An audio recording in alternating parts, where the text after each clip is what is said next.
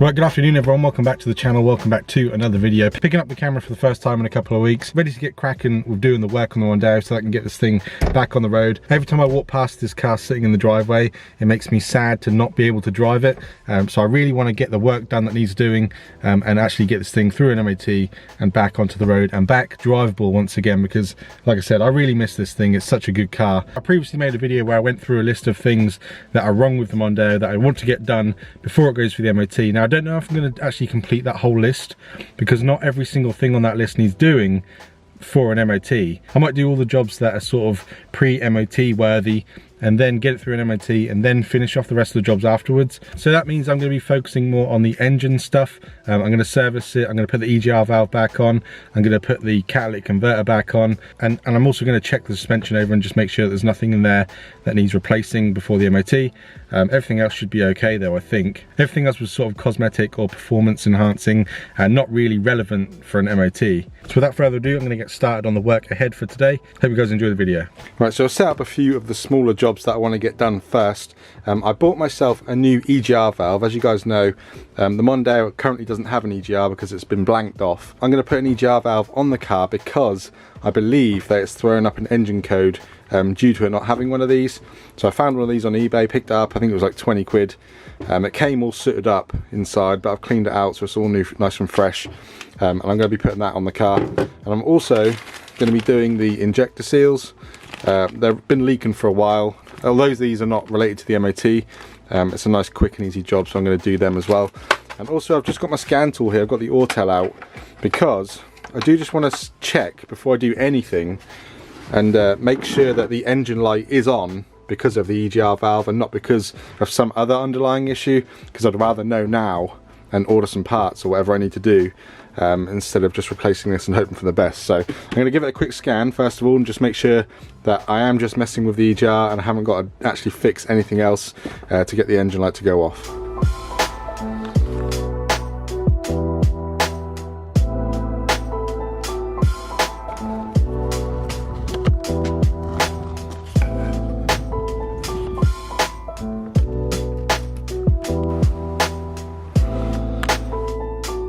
I'm just waiting for the scan tool just to load up real quick. Hope you guys haven't missed me too much on the YouTube. I just haven't really been in the mood to film at all. I don't know why. I've lost my love for YouTube for some reason. Oh, it's beeping at me. Yeah, I don't know what it is. I don't know whether it's the weather or what it is, but I don't know. Just haven't really enjoyed filming at all. Just sort of lost my knack for it a little bit, but I'm giving it another go because you can't just give up with these things. So we're going to jump into this and just get it set up, just do a general scan of the computers and just make sure that there's nothing sinister going on. Right, well as you can see, I've just done a scan of the whole car. This is the PCM, so or the ECU, whatever you want to call it. And as you can see, the codes that it's reading is Egr. They're pretty much all Egr codes, which is why I'm putting the Egr back on.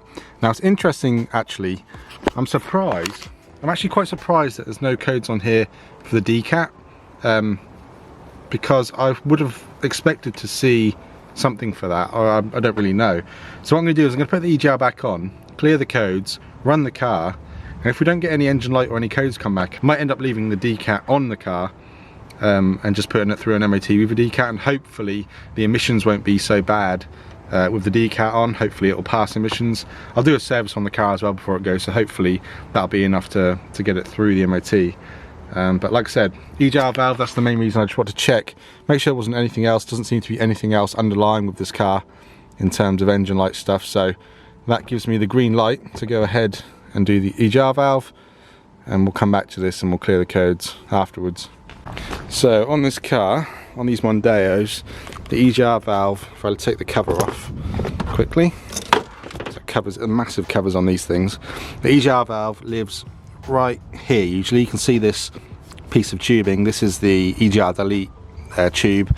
So essentially all I've got to do is unbolt it from here, take that pipe out. I will lose my boost gauge for a little while because my boost gauge is plumbed into this, but that's not a problem.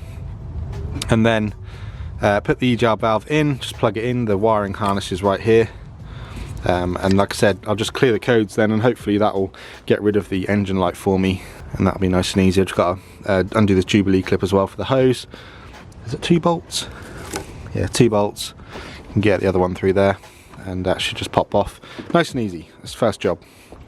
This is the setup. Got a ratchet, long extension, and a 10mm socket on the end.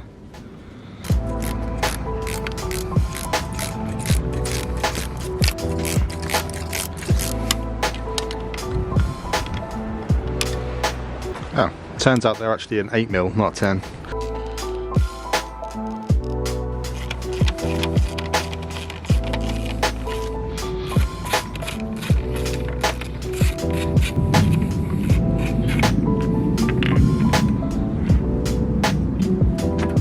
Right, well there you go. That is the blanking off of the EGR. It's literally just a straight piece of tube with the flange on there and the little bung on there to put a hose on for your turbo gauge. So that's that out. Right, we've got our first problem of the day. I don't know why this always happens to me. I don't know if I'm just underprepared more than most people or what it is. I was just looking at the new EGR valve, just sort of looking at lining it up, how it goes on. You can see the flange on top there for the 2 8mm, and then the pipe goes on there. However, it's then got this part here, which is the actual part that moves in and out to let exhaust gases in and out. And I thought, well, where does that go then? Because there's nowhere in the engine bay for that to bolt onto. You see bolt hole there, and there's obviously got to be something bolted to this, but there's nothing in the engine bay for that. And I just now realised that I'm missing a vital part of this. There's a pipe that comes off this and goes around to the back side of the engine, onto the exhaust, I think, or somewhere around the back near the exhaust. That's been blanked off as well, and I don't have that pipe because I didn't realise I needed it. So I think I'm going to have to abandon the EGR valve job for right now. I'll just quickly give you a better look as to what I'm talking about. So this EGR would be in there like so. That would sort of bolt to the flange there, that bit would go inside the pipe, and then you've got this section here which has got nothing to go onto. As you can see, there's nothing in the engine bay for that. So what there should be on a standard car, there'd be a pipe coming off there. It would go across the front of the engine, down the side of the engine, and then hopefully you'll be able to see this right in there, about here. I'll try to get the camera to focus on it. There's a rusty, I'll get a torch, hang on. Right, hopefully you can see this now. Can you see that rusty piece in the centre of the screen with the 2 bolts? That is a blanking plate which the other end of that pipe will go to. And I believe that's part of the exhaust. I can't really see from here, but that is where the exhaust gases will come from. And they come into the exhaust recirculation valve over here, and then obviously back into the engine to be burnt off. I don't have that pipe right now, but what I am going to do, I've just decided actually in my head, I'm going to put the EGR on anyway. I'd have no reason that I need to start this car anytime soon. It's not going to go anywhere. So I'll put the EGR on, ready for when I get the pipe. I'll order one tonight and get that pipe, and then I can put that on, and then we should be all good. Because there's no point in putting that old one back on, because I'm just going to have to change it again anyway. So I might as well put the EGR on, at least then I've done it.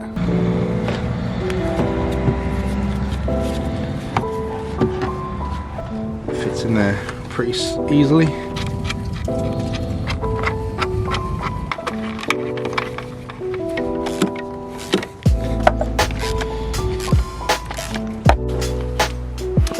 Right, well, there she is. That is the EGR now mounted in there. I put the 2 bolts in at the top, they're now tight. I put the Jubilee clip back on the bottom, that is now tight as well. Like I said, I've got the wiring harness to do as well. I'll just quickly do that. This plug's been sitting out for a while, it's probably all... I might just give that a quick clean actually. There's a bit of corrosion and stuff in there. Just give those a quick pick just to get rid of some of that. And that's just going to sit back on there like so. I've just got to wait for the pipe to come. I'm going to leave my pipe for my turbo gauge, or my boost gauge, sorry. I'm going to leave that in there for now, because obviously this is going to be getting changed back to that straight after the MOT pretty much the next day. So I'm not too worried about it.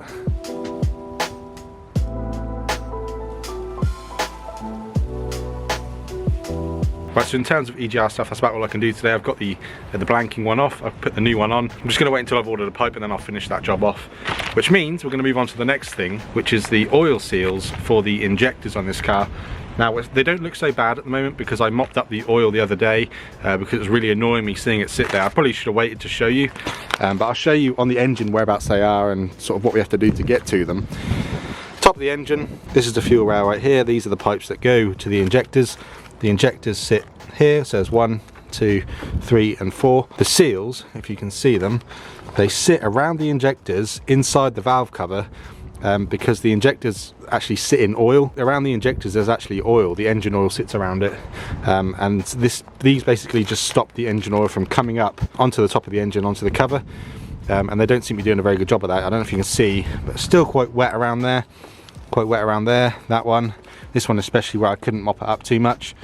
So I think pretty much all 4 of them are leaking, so I want to change them out. This is kind of what they look like, just a rubber seal. The metal ring around the outside allows you to be able to pry them up to get them out. To be able to get them out, you actually have to remove these 4 pipes, these metal ones right here, 1, 2, 3, 4. You also have to remove the electrical connectors which go to each injector. Also the leak off pipes you have to remove as well. There's these 4 pipes that connect to them as well. And then you should be able to get to them, use a screwdriver, pry them out, and job should be good. And so I'm going to go ahead and start removing some bits. If you do want to tackle this job yourself, there is ways where you can release the pressure of the fuel. If you've driven your car recently, this car hasn't been driven for a while, so I'm not worried about the diesel having pressure in it. However, I am going to take precautions. I'm going to wear safety glasses, and I'm also, every time I undo one of the pipes that go to the fuel rail, I'm going to stick a rag over it just in case there is any sort of residual pressure in there whatsoever. That is not going to like spray up into my eyes or anything like that. So let's get started taking these pipes off. I've got my lovely sexy pink safety glasses on. The only tool you're going to need for this is a 17mm spanner, which is what I've got here, and probably like a flat blade screwdriver or something like that, just to pry the old seals up, and that should be it, I think. These unions here, like I said, 17mm, so 17mm spanner fits right on there. And as I also said, I'm going to, as I break these loose, I'm just going to put a towel over it like that, just so if it does spray, it's not going to spray at me. Just crack them loose. There shouldn't be any fuel pressure in here though, I don't think. But it's better to be safe than sorry. Alright, there we go. That is the first one off. I undid the other end. There wasn't any residual pressure. There is some fuel in there. You can see it dripping out. It smells lovely. I love the smell of diesel. But there wasn't any, it didn't like spurt out or anything like that. So I'm going to go ahead and do the same thing to the other ones. Only thing that I do recommend doing is just keep them in order. I don't think they can go on in any other order. I think they can only go in one place, but to be safe, what I'm going to do is I'm just going to lay the rag out and I'm just going to put them in order of how they come off, just so I know exactly where they go and to keep them safe.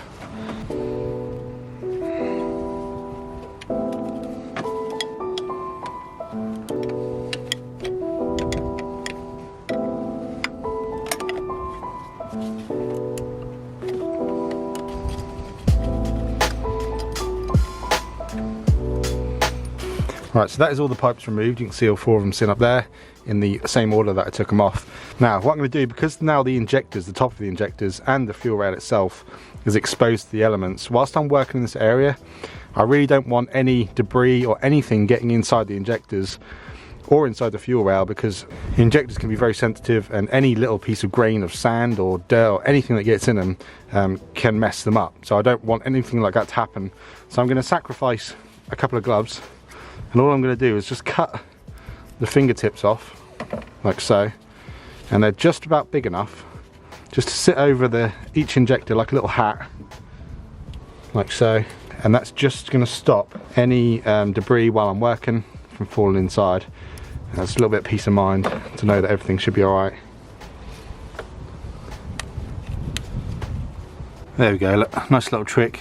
They just sit on there like little thimbles just to stop any dirt or whatever getting in there while I'm working. It's quite a handy little tip. I literally just thought of it whilst I was wearing these gloves. I thought, well, they work quite well to cover them. There you go. Right, I'm going to carry on taking these off. Like I said, these 2 pipes need to come off. The plastic on these can be brittle. There's like a clip at the back that you have to press, and they can be brittle, and you pull them towards you And when we did my dad's, I think I snapped one or two of them, because obviously hot engine, plastic, always gets brittle. So I'm going to try my best not to snap any of these ones. Hopefully I can take them all off absolutely fine. And then, like I said, last thing is just the electrical connectors underneath them, which you just push in and pull off fairly easy. Don't know how well you can even see me doing this, but there's just a little clip at the back which just pulls off, and you just have to pull them out like, come on, gentle, there we go. I'll just show you the design just in case you are doing this yourself. This right here is what they look like, and as when they're on the injector, they'll be like that. So you just have to pull this left hand side apart, and then that bit flips up like a little gate, and then that allows you to pull it off. And then when you put it back on, you just have to flip that back down, and that will hold them on. So I'm going to do the rest the same way. I don't know why it's not focusing. There you go, you can see it now, can't you? There you go. Right, there you go. There's the little, it looks like a little sort of candle holder. That's all 4 of them now removed. I'm just going to sort of hang that to the side like so, just out of the way like that. And then all that's left is these little connectors. Like I said, there's 2 little metal prongs on the side. You push them in and they just disconnect like so. They're really easy. Good little design then. 3 and 4. And the last thing is just the seals themselves. You can see we've now got full access to them. So I'm going to go grab a flat blade screwdriver and we'll pry these things out and get them changed. You can also see now as well how much moisture's in there. Some of that is diesel, a little bit of it is diesel, but most of that is just oil. And like I said, it was a lot worse than that before I gave it a clean the other day. There was like a little puddle of oil all in there. So right, so my tool of choice is going to be this pry tool. This is like a trim pry tool, so you get like plastic clips out. You can see it's got this nice head on it, which gives you the ability to sort of prise up, whereas a screwdriver you don't have that because it's flat. So I figured that this would probably be the best thing to get underneath the little metal flaps, pull up, and that should pop them out quite easily. So let's give it a go. Alright, so I'm going to try on this first one, just see how we go. Yeah, they're not easy to come out, look, nice and easy. I barely tried. And they just literally just slide up the injector. I might have to just take the little orange hat off for a second, otherwise it's going to knock it off. Alright, little orange hat comes off for a sec, whilst I just pull it the rest of the way, and then I'll put the orange hat back on for a minute. You can see sort of around the injector you've got the valve cover, and then inside there, that's just the valves and stuff are in there. It's the inside of the engine, essentially, the top of the engine. So that's what these do, but they do become brittle. These aren't actually that brittle, to be honest. Well, they are a little bit hard, actually. But they've probably been in there from factory. I wouldn't imagine they've probably ever been changed. So, because we did my dad's, and that seemed to make a big difference on his, in terms of how much oil he was leaking, I figured I'd do it on mine as well. But that's the old one. It's literally just a case of just plonking the new one on and just reassembling everything that we did previously. So I'm going to do the other 3 and then we'll put the new ones on.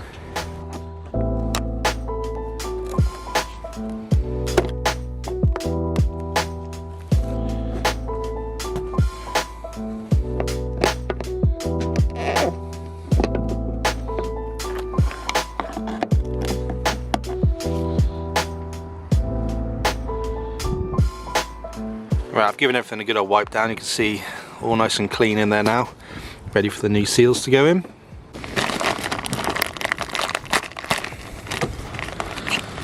It's probably worth noting as well, just a couple of things that I did extra that I didn't show you on camera, but if you're doing this yourself, will help you out when doing it. Number one is I removed this piece of rubber. This usually sits underneath the cap, and it's like a like when you're pouring your oil in, this basically catches any drips or anything that you may spill. So I took the cap off, took that off, just put the cap back on, and then the other thing I did was I lifted the wiring harness up. The wiring harness sits in these little threads in here, these little plastic bits. They just push into there. There's 3 of them, one in the middle and one on that side. I used my pry tool again and just pried it up, just because you can lift the electrical harness up all the way out the way then, and it doesn't get in the way. As you can see, you've got lots of room there to play. So that's another tip. So these seals are literally just going to go in exactly how I took the old ones off. I'm just going to wiggle them down, wiggle, wiggle, wiggle, like so, and then I'm just going to push them in. I might need 2 hands for this. Maybe a little bit of oil might help actually. Just going to put a touch of oil around the outside of the seal just to help it slip in. I'm just nicking a little bit out of the inside of the engine. Hopefully that'll help. Right, there's one fitted. That little bit of oil that I put around the seal actually helped it slip in quite a lot more, so I'll do that for the rest.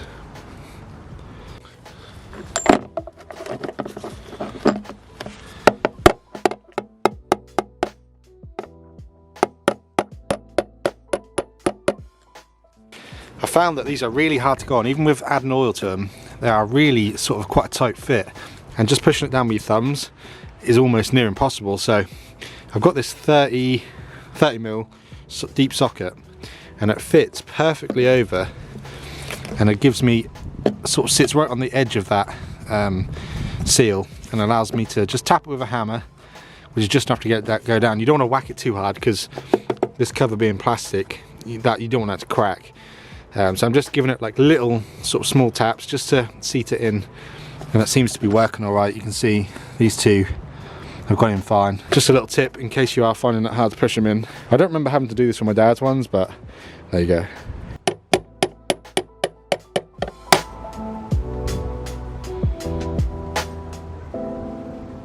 Right, well, there we go. That is the 4 new injector seals on. I'm happy with how they're sitting. They're all sitting flush. They're all sitting flush in the engine cover, and they seem to be pretty much straight. That one's a little bit on the wonk, but you don't see them, so it doesn't matter. So, only thing left to do is to build this back up. Electrical connectors back in, and these pipes back in, and those pipes over there back in, and we can call this one done.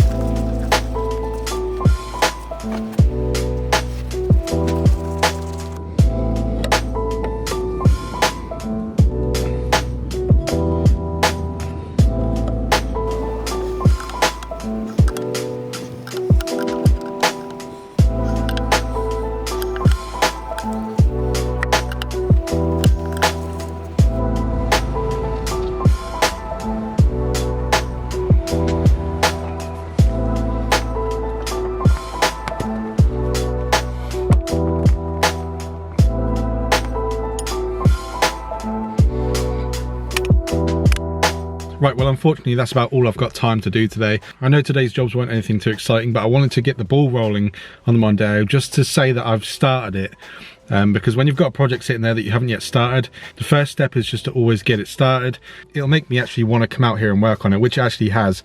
I'm going to be servicing the car tomorrow as well, and then cracking on with all the other jobs that need doing. Now, before I end the video, I do want to do one more thing. I want to announce the winner for the Yum Cars giveaway. I announced it a couple of weeks ago. I told you to go over to Yum Cars Instagram and to comment on the post of the bottles of shampoo that are shaped in a heart. I told you to go over, tag someone on there. It could be me, could be anyone else. And 325 people went over and tagged. The way I'm going to draw it is I'm literally just going to open the post. I've actually got it open right here. This was the post that I asked you guys to comment on. Like I said, 325 comments, which is crazy. So what I'm going to do is I'm literally just going to open up the comments. I'm going to open it up all the way, because I'm going to have to load them all in. So I'm just going to keep loading in the comments. I'm just going to scroll down, and whoever my thumb lands on, I'm just going to pick that person. I'm not going to bother sort of doing a random generator or anything. I'm just going to pick whoever my thumb lands on. Once I've got all these comments opened up, give me a second. I tried to like as many as I could. You can see a bunch of people commented me. There we go, there's the top. I'm just going to scroll down really fast like that. I'll put my thumb on the screen and whoever it lands on will win. So you ready? 3, 2, 1, go.